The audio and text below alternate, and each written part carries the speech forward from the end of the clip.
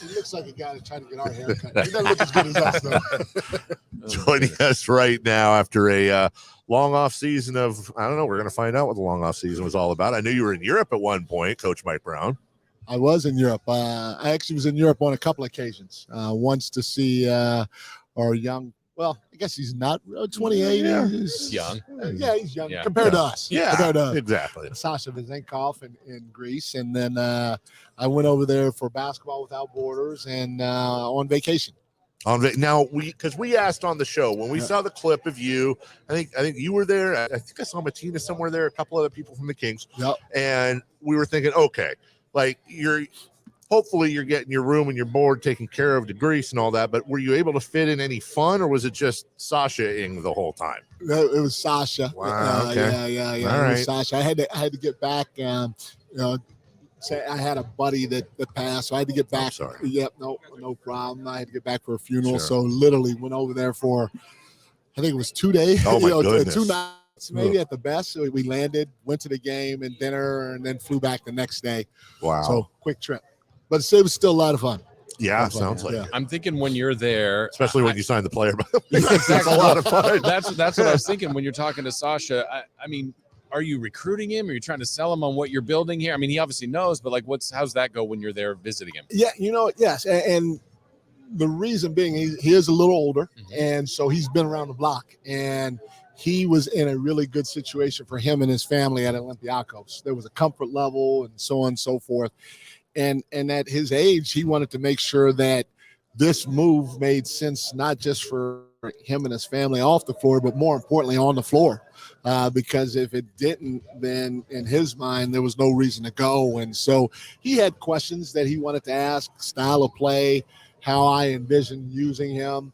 And not that, hey, you're going to start, hey, you're going to play this way, but how I envisioned using him. And if he was going to get a true opportunity to play. And so that is part of the recruiting pitch, is to let him know, hey, this is what I look at you as doing for us. And this is where your opportunity is going to come if you do this. Right. Well, and I want to put a pin in that, because it was about a year ago, a few feet over there, where the scream heard round the building was. And I always felt like that was kind of a fun little line of demarcation. 16 years, no playoffs. You come in brand new along with the staff.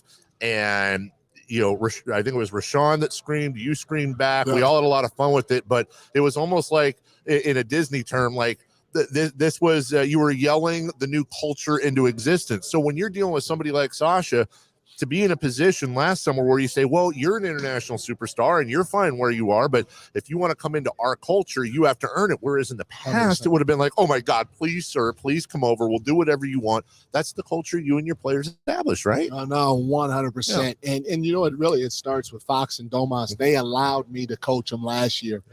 And I was probably harder on both those two guys than anybody else. And when your superstars allow you to coach them, first of all, you thank them every day, right, especially at the end of the season. But everybody else has to fall in line, because they see me chewing out Fox. They see me chewing out Domas, whether it's during a game, after a game, in practice. They can't say much if I say something to one of them. I think I'm going back to that, too, because I remember the postseason ended, not the way you guys wanted, but just an amazing series.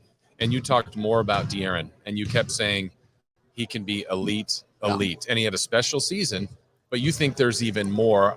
He probably appreciates that. I think he even said, yeah, sometimes coach thinks I'm better than I even am. But you get what do you think elite means for him?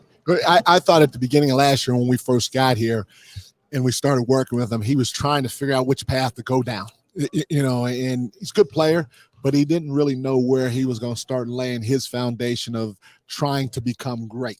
Dabbled here. And so I think he found the path now that he's going down. I don't know how far down the path, but he's definitely not a finished product. Sure. The room that he has, or a ceiling that he has, not just as a basketball player, but even as a leader, in a lot of areas, on the floor and off the floor. He's got a tremendous amount of room to grow, which is very exciting. And it's very scary, in my opinion, for the rest of the basketball world that's not a King. And to continue to watch him grow and help him grow and see him grow on his own is a special thing. Just listening to him this also, he took Keegan Murray under his wing. Foxy was in this gym almost every day, bringing the young guys along, and to watch him work with Keegan, to see him out with Keegan at dinners, to hear him talk to the group after we got done working out, and even on the road when those guys were working out with other players, other teams, and to hear Foxy take control of the situation at the end and thank everybody for being here and all that other stuff, it turned me into a follower. And like I said, he gets that part down. He continues growing defensively, especially with his on-ball presence every single play. He gets better offensively, especially with his three-point shooting, and the sky is the limit for this young man. I'm excited. Coach, I love the way you described Fox, taking Murray under his wing over the summer. Are we entirely sure that wasn't free babysitting, though? Because that's kind of what it looked like. And Fox he's smart. Yeah. He's a smart guy. He's a smart guy. You hit it right there. He's a smart guy. He might have hoodwinked the rookie. Yeah. He did. Now, Keegan did have to babysit every once in a while. And it was fun. I wish everybody could have been here. The first time they told Keegan, the first time they told Keegan to hold baby Rain, he looked like he was holding like a 2,000-year-old piece of crystal that was worth a gazillion billion dollars, and he was scared to death to hold it. We've all been there with our first. We've all where you think it's going to grab. And by 3 years old, hey, catch, fly, catch, mom. We've been asking other players, and of course, there's nobody we want to ask more than you. Speaking to Keegan, what an amazing rookie year, record-breaking rookie year. What are you looking for next from him? First of all, his aggressiveness. His aggressiveness has to go up a few notches, not one notch, but a few notches. We want him to know that he is one of the guys out on the floor. Don't defer to anybody. You deferred last year. Don't defer to anybody. If you do, you're probably coming out the game. At worst, you're going to hear from me. We feel that you're that good. And then on top of that, the basketball stuff. Okay, hey, work on your ball handling, because you don't need to take one dribble after a rebound, pick it up, and look for Foxy to pass the ball to. Right. You need to lead the break yourself. You need to be able to feel how to play pick and roll in order to gain an advantage for starting for yourself. And then if somebody takes that away, find an open guy.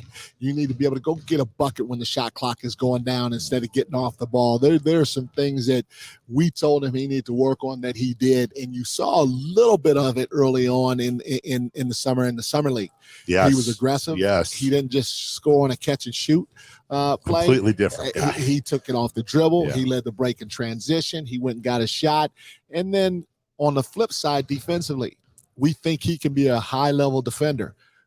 His most trying time is when he's guarding a guy that plays a lot of ball screens. So he's got to be able to get up into the ball and navigate ball screens while staying in front of the ball as best he can. And if he could do that while continuing to get better on the ball and chasing, which he was pretty good at for a rookie, now we're going to start seeing the Keegan Murray that we expect to see from him going forward. I know you're always looking for ways to motivate anybody, and him. I know when Dave and I talked to him last year, you guys had just clinched, and we said, Coach does a pretty good impression of you. I don't think he'd like that. So if you want to bring out, hey, Coach, I got some wiggle or whatever, that might motivate him. Hey, your Keegan impression. He needs to have some wiggle. So good.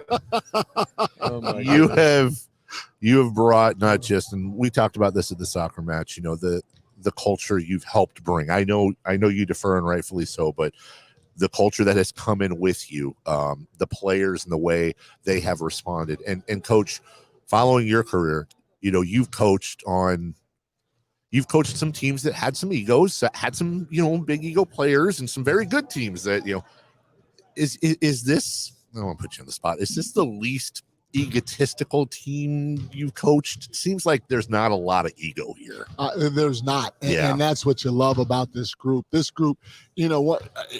Everybody out there is good. In order to get the great, to go from way down here to up here and be good. Yeah. In my opinion, that's relatively easy. To go from good to great, which is a lot less distance that needs to be traveled, is hard, and not many teams can do it. And you need a lot from your group in order to do that. And one of the things that I think you need to have connectivity. Not just during games, not just during the season, but in the off season. And in our group, because they're pretty selfless individuals, they connect fairly easy because they believe in one another. They trust one another really easy because they all know that they're good guys. Sure. And they're looking out for each other and not just for themselves. And so to have a group that's as selfless as are so that they can connect quicker and that connection be true is fantastic. This is probably, if it's not the best group in that area, it's definitely top 2. That's the coach of the year.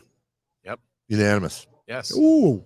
Sounds good. Unanimous. Defending the title. I mean, yeah, the defending coach of the year.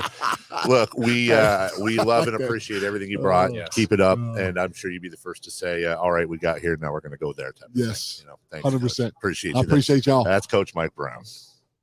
Cool. Coach, appreciate Thank you very you. much. Appreciate it. All Yep, right, thank guys. you. That's good stuff. All right, thanks.